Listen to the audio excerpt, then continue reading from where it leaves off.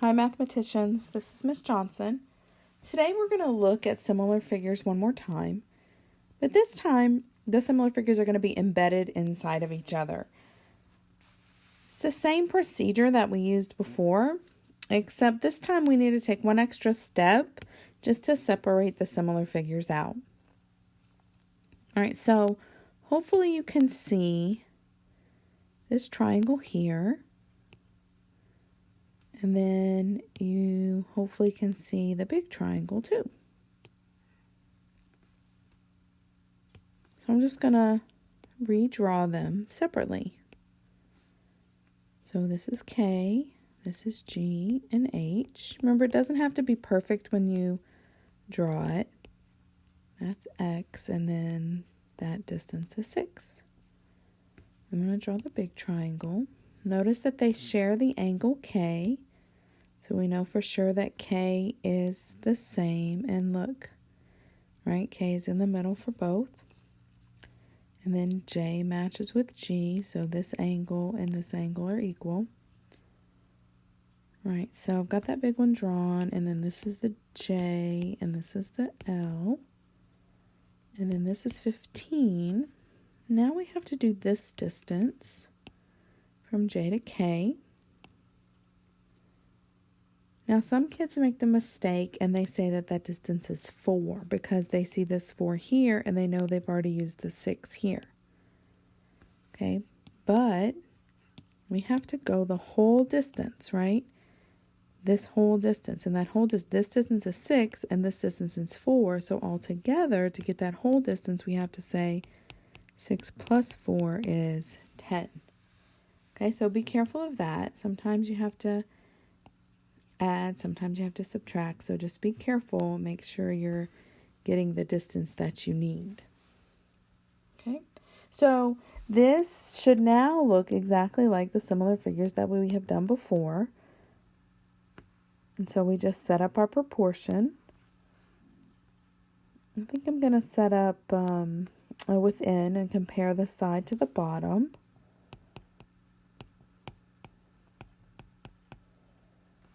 And if we do the small triangle first, the side is 6 and the bottom is x. So we're going to say 6 to x equals, then the side to the bottom is 10 to 15.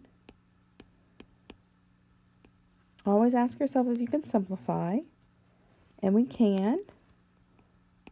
You can simplify these by 5. And so that's going to give us 6 to x equals 2 to 3. And then let's just practice our cross multiplying. Okay, so we're going to multiply 6 times 3 and 2 times x. So 2 times x equals 6 times 3. So 2x equals 18. It's the opposite of multiplying by 2. To divide by 2, so x is 9.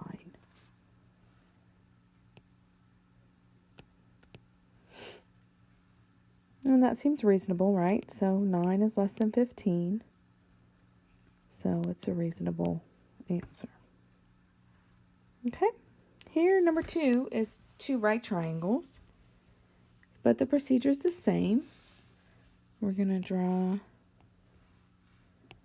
the large right triangle. Again, does not have to be perfect. And then we'll draw the small right triangle, and we'll label it. So Z, and then the whole distance is 10, and then 4 and 6.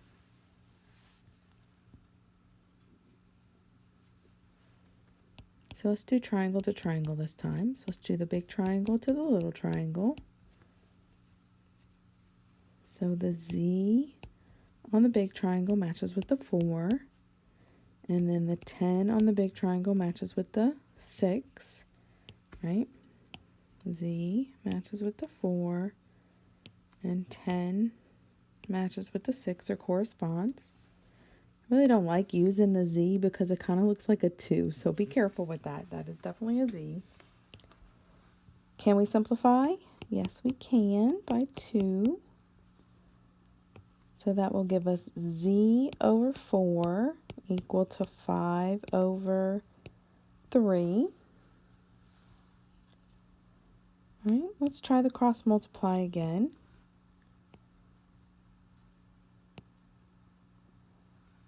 So we'll say 3 times z equals 5 times 4. So 3z equals 20. Opposite of multiplying by 3 is to divide by 3. So z equals, so we're going to go to the side and divide.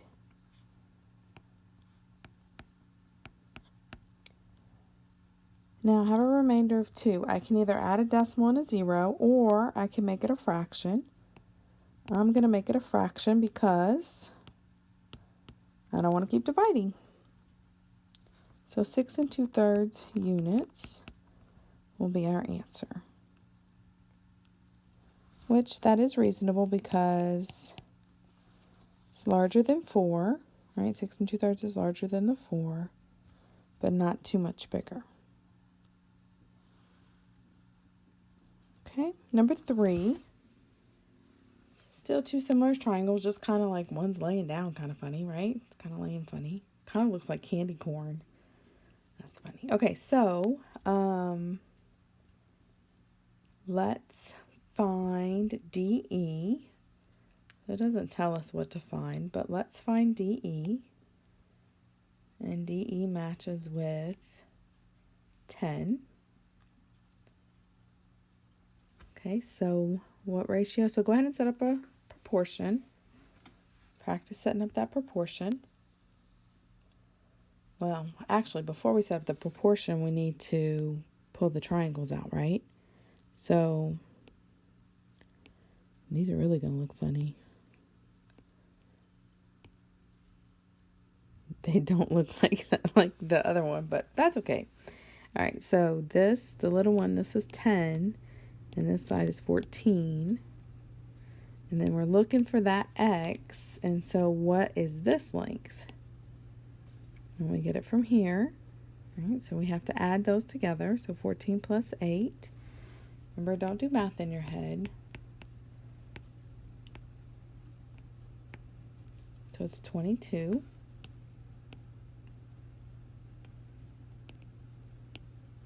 Now we can set up the proportion.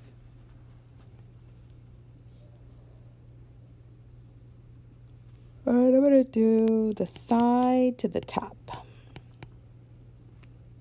So on the little triangle, we have 14 to 10. And then 22 to x for the big. And we can simplify by 2. So that will be 7 to 5 equals 22 to x. Okay, I don't know a factor that I can multiply 7 times 22 by, so I'm just going to cross multiply. So 7x will equal 22 times 5. I'm going to go to the side, multiply 22 times 5.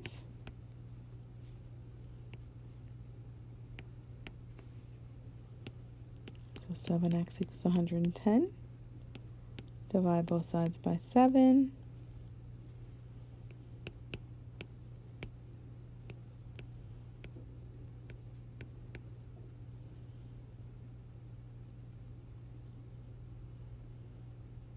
So 5, 35. Again, it doesn't tell me whether it needs to be a fraction or a decimal, so because I don't want to keep dividing, I am going to make that a fraction. So 15 and 5/7 units. Okay, we have one more.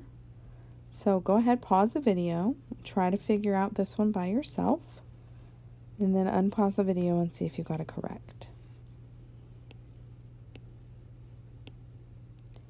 All right, so we draw out the shape first, the shapes first, we label them.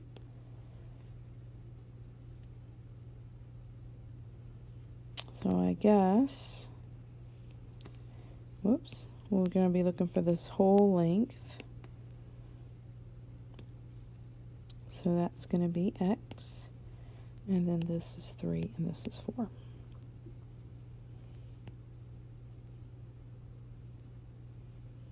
Okay, so let's do side to bottom.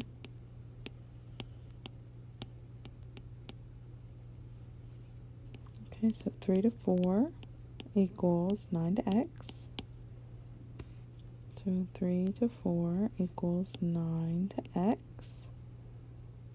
I see a scale factor, times 3. Whatever I do to the top, I have to do to the bottom. So x is going to equal 4 times 3, which is 12.